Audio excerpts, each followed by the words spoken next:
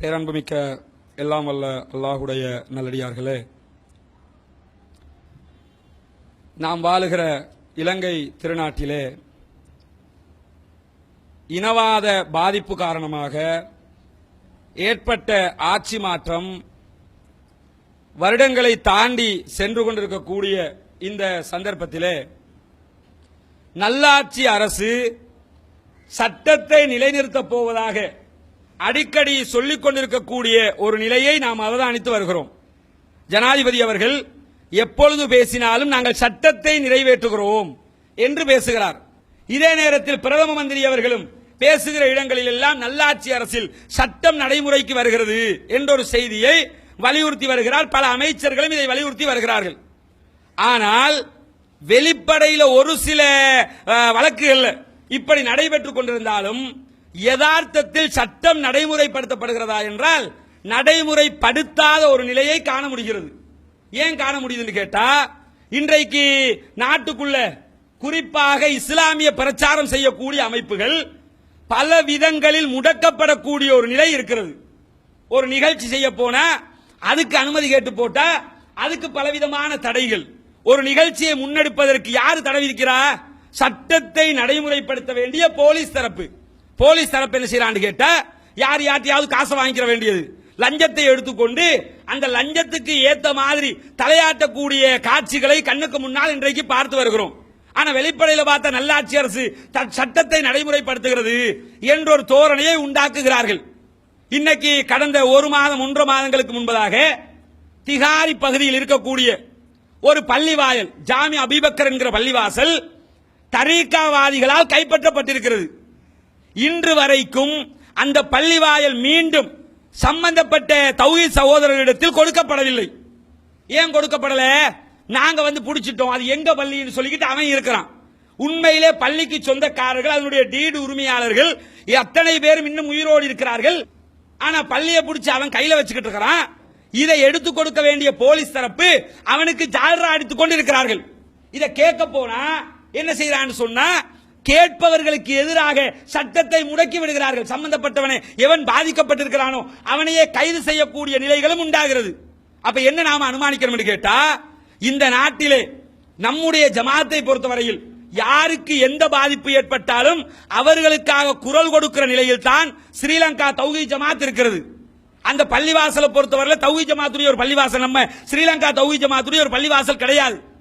போலி தௌஹீதுகளுடைய ஒரு பள்ளிவாசல் தான். இருந்தாலும் போலி தௌஹீதுடைய தலைமைகள் என்று யாரெல்லாம் தங்களை மார்தட்டிக் கொள்கிறார்களோ அவர்கள் ஒத்தரும் அந்த பக்கத்துக்கு இல்ல. பள்ளி வாயில பரீட்சை எடுத்திருக்கிறான், உள்ள பூந்து 12 நாள் கந்தூரி கொடுக்கிறான். கொள்கை கொள்கை வீரியம் இப்ராஹிம் நபியுடைய வரலாறு என்று பேசக்கூடியவர்கள் பள்ளியை தாரை வார்த்து விட்டு கன்னத்தில் கை வைத்து பார்த்துக் கொண்டிருக்கிறார்கள்.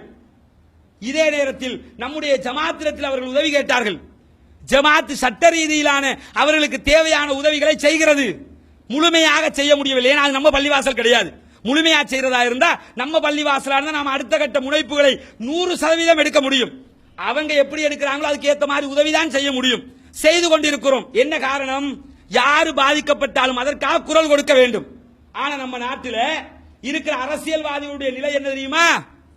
கல்கிண்ணையில பள்ளிவாசலுக்கு அடிச்சிட்டான், மாற்று மதத்தவர்கள் பள்ளிவாசலுக்கு அடிச்சாங்க. போன வாரம் நடந்த சம்பவம். அடிச்சானா இல்லையா? பள்ளிவாசல கண்ணாடி எல்லாம் உடைச்சான். உடனே நீர்வளங்கள் வடிகால் அமைப்பு அமைச்சர் என்ன அல்லது மற்ற மற்ற அபிவிருத்தி அமைச்சர்கள் என்ன, நம்ம நாட்டில் இருக்கிற அனைத்து முஸ்லீம் தலைமைகளும் கல்கிண்ணைக்கு போறாங்க. அங்க பள்ளிவாசல பாக்குறாங்க, பிரச்சனையை தீர்த்து வைப்போம்ங்கறாங்க, பார்லிமெண்ட்ல பேசுவோம்ங்கறாங்க. அட மாற்று மதத்தவன் பள்ளிக்கு கல்வி வீசினதுக்காகவே அங்க போய் இதெல்லாம் பேசுறீங்களே, உள்ளுக்குள்ள இருக்கிறவன் உரிமையை பறிச்சோத்தனை பள்ளியை பறிச்சு கையில வச்சுக்கிட்டு இருக்கிறானே, இதை பற்றி ஏன் ஒருவரும் பேசவில்லை? எந்த அமைச்சரும் வாய் திறக்கல, எந்த பாராளுமன்ற உறுப்பினரும் வாய் திறக்கல. என்ன காரணம்? அப்ப மாற்று மதத்தவன் ஏதாவது செஞ்சா தான் குரல் கொடுப்பீங்க. உள்ளுக்குள்ள இருக்கிறவன் சட்டத்தை குழி தோண்டி புதைச்சாலும் அதை பற்றி நாங்கள் கண்டுகொள்ள மாட்டோம் என்ற ஒரு நிலை அரசியல் தலைமை தௌஹீத்வாதிகளாக இருக்கிறவங்க புரிஞ்சுக்கிறணும். ஏன் புரிஞ்சுக்கிறோம் தெரியுமா? இவன் இடத்துக்கு ஏத்த மாதிரி ஜால்ரா அடிக்கிறவங்க அரசியல்வாதிகள் தங்களுக்கு சாதகமா பேசிக்கிட்டு இருக்கிறான், தங்களுக்கான லாபம் வர்ற இடத்துல மட்டும்தான் குரல் கொடுப்பார்கள் என்பதை அவதானித்துக் கொள்ள வேண்டும். ஆகவே அரச தரப்பு என்ன புரிஞ்சுக்கிறோம் தெரியுமா? இங்க இருக்கக்கூடிய இளைஞர்களை, பெரும்பாலான இளைஞர்கள் இந்த ஜமாத்திலே இருக்கிறார்கள். இளைஞர்களை வழிகாட்டுகிற நேரத்தில் குர்ஆன் சுன்னாவை சொல்லி நாட்டு சட்டத்திற்கு கட்டுப்பட்டவர்களாகத்தான் நாங்கள் இளைஞர்களை வளர்த்து வார்த்தை எடுத்து வருகிறோம். இதே நேரத்தில் ஜனநாயக போராட்டம் என்று அறிவித்தால் அது சட்ட ஒழுங்கை பாதிக்கும் விதமாக அமைந்து விட்டால் அதற்கு யாரும் பொறுப்பேற்க முடியாது. ஆகவே என்ன செய்யணும் தெரியுமா? எந்த ஒரு இடத்திலும் போலீசுடைய கடமை என்ன? சட்டத்தை நடைமுறைப்படுத்துவது. என்ன பிரச்சனை வந்தாலும் சரி, சட்டம் எதுவோ அதை நடைமுறைப்படுத்திட்டு போ. எவனுக்கு சாதகமாக இருந்தாலும் சரி, எவனுக்கு பாதகமாக இருந்தாலும் சரி. ஆனால் நல்லாட்சி அரசில் அது இல்லை. நல்ல ஏற்கனவே இருந்த அதே அரசுடைய நிலைதான் இந்த நல்லாட்சி அரசிலும். முஸ்லீம்களுடைய செயல்பாடுகள்ல தொடர்ந்து ஒரு நிகழ்ச்சி நடத்த போனா எவனாவது ஒரு லெட்டர் பேட் இயக்கம் போது ஒரு கடிதத்தை கொடுப்பான், உடனே நிகழ்ச்சியை நிறுத்திரு. அது அந்த ரோட்ல ஒரு பெரகர வருதா, உடனே நிகழ்ச்சியை நிறுத்திரு. இப்படித்தான் எல்லா விஷயத்துக்கும் செய்கிறீர்களா? அரசியல்வாதிக்கு இப்படித்தான் செய்றீங்களா? மற்ற அரசியல் கட்சிகளுக்கு இதைத்தான் செய்றீங்களான்னு கேட்ட கண்டிப்பாக இல்லை. அதனால என்றைக்கும் இது பொறுமையாக இருக்கக்கூடிய ஒரு நிலை இருக்காது. ஜனநாயக போராட்டம் என்று ரோட்டுக்கு இறங்கினால் அது சட்டம் ஒழுங்கை பாதிக்கிற விதமாக அமைந்துவிடும். ஆகவே என்ன செய்யணும் கேட்டா, நல்லாட்சி அரசு இதற்கு ஒரு தெளிவான முடிவை எடுக்க வேண்டும் என்பதை கூறி முடித்துக் கொள்கிறேன். வாஹிரு தஅவானா அல்ஹம்துலில்லாஹி ரப்பில் ஆலமீன். அஸ்ஸலாமு அலைக்கும்.